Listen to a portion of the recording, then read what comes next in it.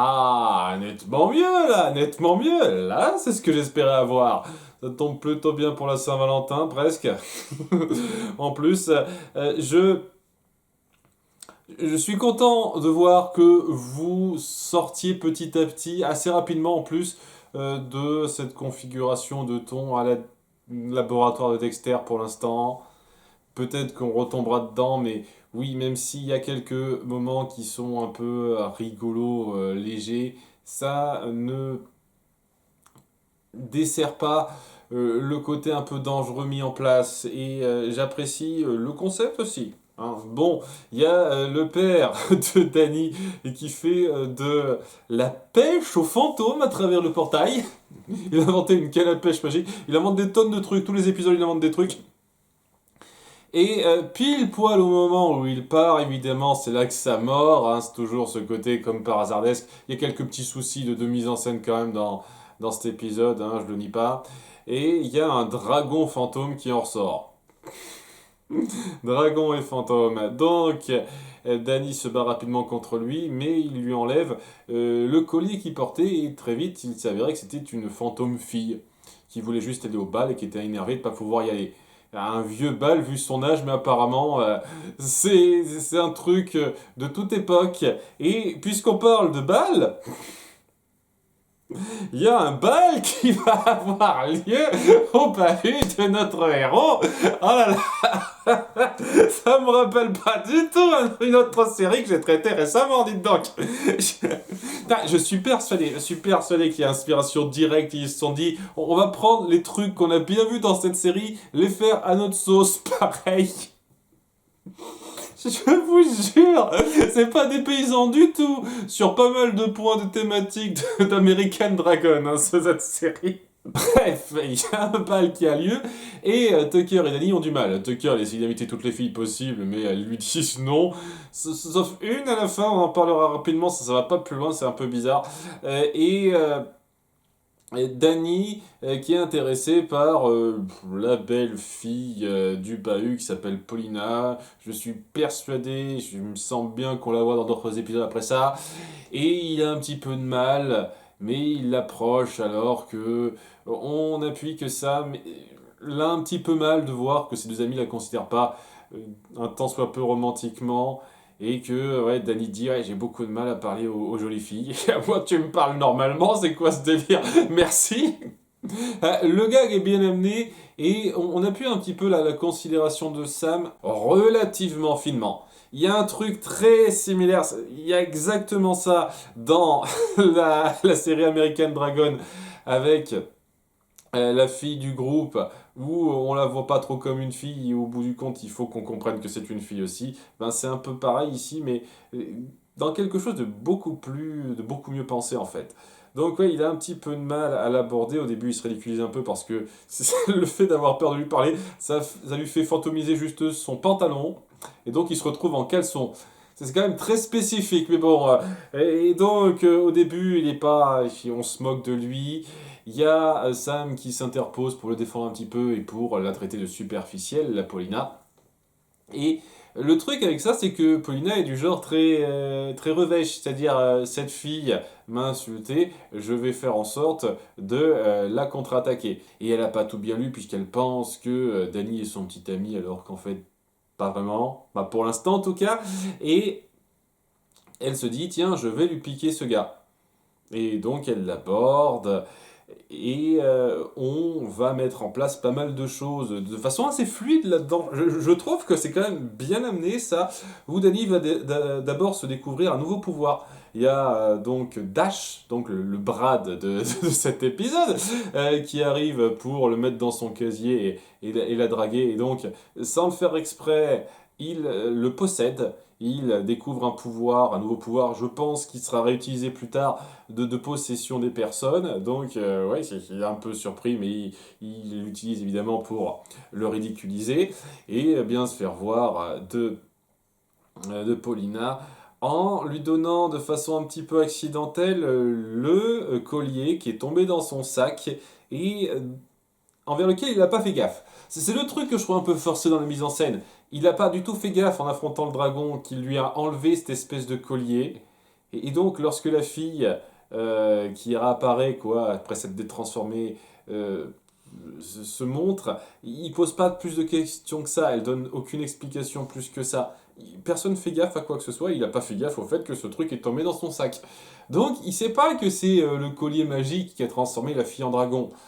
Ce qui fait que son comportement est compréhensible dans ce qui vient, même si c'est un peu forcé dans la façon dont c'est amené. Puisqu'il se dit, ah, ce collier, tu l'aimes bien, écoute, tu sais, je l'ai acheté pour toi. Je me suis dit, tiens, si jamais elle veut sortir avec moi, j'aurai quelque chose à lui offrir, et donc ça lui fait gagner des points, et ça a l'air bien parti pour qu'ils sortent en balle ensemble.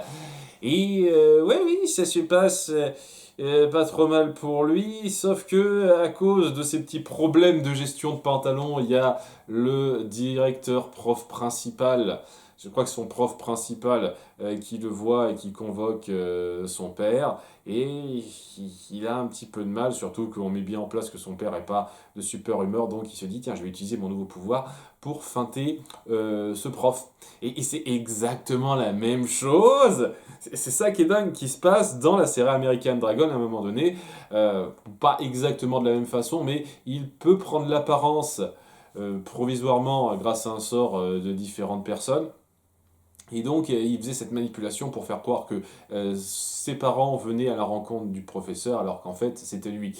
Ben, il va faire pareil en contrôlant son père. Et ce coup-ci, ben, il sait être suffisamment subtil pour pas que ce soit grossier. C'est-à-dire, oui, il a un petit peu de mal dans les propos, mais ce qui renvoie en tant que père possédé pour parler au prof principal, ben, c'est suffisamment crédible. C'est quand même dingue, hein. On peut mettre en scène des moments de tromperie de ce genre-là où on se fait passer pour nos parents sans que ce soit ridiculement excessif, sans qu'on en fasse des caisses. Et ça peut rester un petit peu drôle parce qu'il balbutie quand même, hein. Il sait pas exactement quoi dire, Danny, parfaitement. Donc j'apprécie beaucoup ça, c'est un truc où il y a nette amélioration par rapport à ce que j'ai eu dans American Dragon. Même si ça fait super zerbe de voir qu'il y a tellement de points communs, hein. En tous les cas, oui, ça se passe bien. Le problème, c'est que ça s'est tellement bien passé avec ce professeur que il veut demander au père de Danny de contrôler le bal. Donc, ça va amener une légère cacophonie dans ce que Danny devra faire à ce moment-là. Mais en même temps, va y avoir donc son rendez-vous, son couple qui commence avec Paulina, qui a donc ce collier qui la transforme sans le savoir. À un moment donné, on vend des petits débardeurs, je sais plus quoi, des petits pulls top mode, il y en a plus à sa taille, elle est énervée, et c'est ça qui la transforme en dragon. Donc il se bat contre elle sans se rendre compte que c'est elle. Et un truc là aussi qui est un petit peu forcé dans la mise en scène, c'est que au moment où il lui ôte ce petit collier, qu'elle se retransforme, et ben il observe rien, il n'est pas là pour voir ce qui se passe, donc il sait pas du tout d'où ça vient. Et la vie continue comme si de rien n'était. Elle reprend le collier qu'elle pense avoir fait tomber. Comme par hasard, elle trouve le petit haut qu'elle voulait dans le sac de quelqu'un d'autre, elle s'en fout. Et les gens font comme si de rien n'était, qu'un putain de dragon géant soit apparu dans leur supermarché. Bon, on va en parler de ça aussi. Je sais pas exactement comment ça marche, ce truc-là. Ce n'est pas super clair, contrairement à American Dragon, où le truc c'est de faire en sorte que les gens ne soient pas au courant qu'il existe un monde magique à proximité du leur, et que c'est tellement mal mis en scène qu'ils devraient savoir depuis le début. Là, j'ai le sentiment qu'il y a intérêt à un moment donné que la série reconnaisse que le commun des mortels dans cet univers est obligé d'être au courant qu'il se passe des trucs surnaturels, pas forcément des trucs de fantômes, mais des trucs surnaturels. Il y a intérêt à ce que ce soit le cas. Là, ça reste vague, donc je vais pas trop m'en plaindre pour l'instant, mais si on veut nous balancer le narratif comme quoi les gens disent comment ça, des fantômes, des trucs surnaturels, de quoi vous parlez, je ne vois pas, là, je trouverais que c'est abusé. Mais pour l'instant, c'est pas clair. Donc, je vais pas trop cracher dessus. Bref, donc ça semble bien se passer parce il a pas fait gaffe à cette histoire-là. Et puis Tucker, juste après, il finit par avoir un rencard avec la dernière fille qui s'est vue poser un lapin par son mec, et donc tant mieux pour lui. Et le truc avec ça, c'est que Ça sert pas à grand chose puisque cette fille on la revoit plus après et que ça va mettre en place donc la considération de Sam. Parce que Sam a fait quelques petites recherches en ligne par rapport à ce collier, super forte, je sais pas comment elle a fait. Apparemment c'est une experte de l'informatique, parce que c'est très bizarre, on a vu dans l'épisode précédent que c'était plus Tucker, le pro informatique, qui savait faire pas mal de recherches, en tout cas coder pas mal de trucs. Là maintenant c'est elle l'experte en recherche informatique sur les trucs magiques. Et ça vient un peu de nulle part. Des petits détails comme ça. Bref, elle a trouvé donc l'histoire rapide de ce collier, comme quoi ben, c'est un collier maudit qui transforme quelqu'un dès lors qu'il est enragé, en fait, hein, la personne qui le porte. Et donc, il y a Danny qui comprend que c'est le collier qu'il a donné à Paulina et qu'il faut qu'il le reprenne. Seulement, voilà, il faut pas la mettre en colère parce que s'il la met en colère et faire bien passer ça, ça va être compliqué, hein. Ça va vraiment être compliqué. Donc, il essaye d'y aller avec des gants, tandis que ils se rendent compte, lui et Tucker en même temps, que Sam est frustré de ne pas avoir été invité au bal. En fait, ils se rendent compte seulement maintenant et il y a un truc peut-être dommageable, je trouve, dans l'idée où Danny force Tucker à sortir avec elle.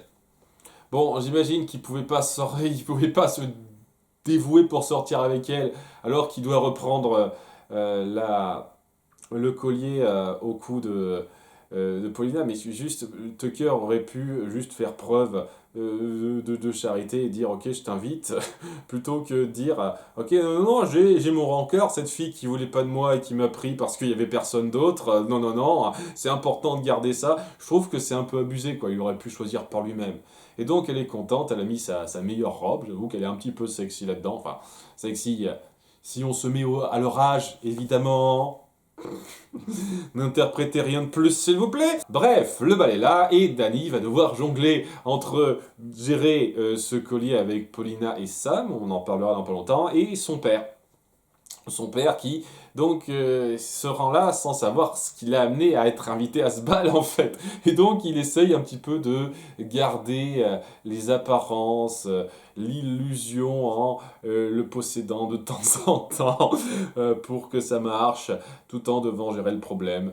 Ça va, d'un point de vue humoristique, c'est pas le plus folichon qui soit, mais c'est pas grossier, ça rend pas le personnage désagréable. Ça se sent qu'il fait ça rapidement et qu'il veut pas non plus trop aller contre l'intimité de son père là-dedans, quoi. Donc c'est tout à fait acceptable.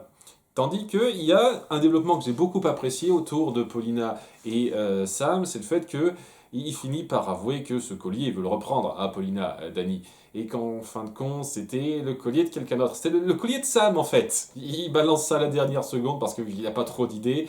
Et donc, il dit, et pour me racheter, je vais t'acheter quelque chose de mieux, rassure-toi, etc., etc. Elle n'est pas complètement énervée tout de suite. Elle est un petit peu frustrée, mais pas complètement énervée. J'apprécie ça. Elle ne se transforme pas tout de suite en apprenant.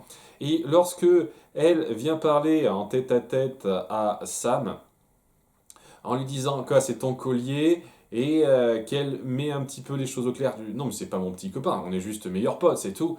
Ah, alors j'en ai un peu rien à foutre. Tu sais quoi, j'ai juste voulu sortir avec lui pour te faire rager parce que je pensais qu'il sortait avec toi au départ.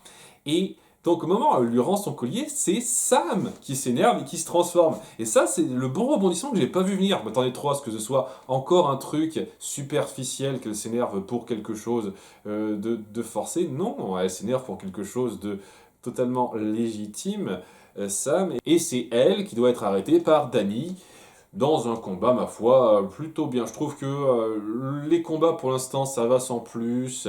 J'espère qu'on aura quelque chose de plus dantesque par la suite, mais vous faites quelque chose de plutôt cool là-dessus. Ou aller un petit peu délivrer. Je sais pas ce qu'ils vont faire de ce collier, c'est pas clair. Et pour terminer la soirée, il y a Danny qui décide d'accorder une danse à Sam, indiquant qu'il y a peut-être un truc qui peut se nouer entre eux. J'espère que vous prendrez un petit peu le temps de ça et que vous partirez pas du principe que dès l'épisode 4, maintenant, ils sont ensemble. J'espère qu'il y a quelque chose qui prendra le temps de se peaufiner, de se développer. Et qui sait, peut-être autre chose. Mais j'avoue que cette approche de couple tout de suite, elle est vraiment pas mal. il y a peu de choses que j'ai trouvées mal faites, à part, comme je l'ai dit, des mises en scène un peu forcées pour aider à justifier ce que certains personnages savent ou ne savent pas.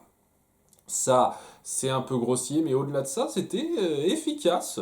Très solide, je suis sur le cul avec ce qu'on a eu dans l'épisode 1 et 2, de voir à quel point ça s'améliore vite comme ça. Si ça maintient ce genre de qualité, je vais prendre un grand plaisir à suivre cette série, hein. Tout ce que j'espère. J'espère que ça va pas trop alterner avec la qualité de l'épisode 1, mais si c'est la qualité de cet épisode-là, ce sera une série bien cool. Vraiment bien cool. Et c'est tout ce que j'espère, franchement. En plus que ça introduit, une fois de plus, des choses de façon assez fluide et bien faite. Paulina, la fille jolie du lycée que beaucoup veulent se faire, la capacité de possession de Danny, c'est amené de façon tout à fait acceptable, bien satisfaisante, cool. Que des épisodes comme ça, si possible, s'il vous plaît.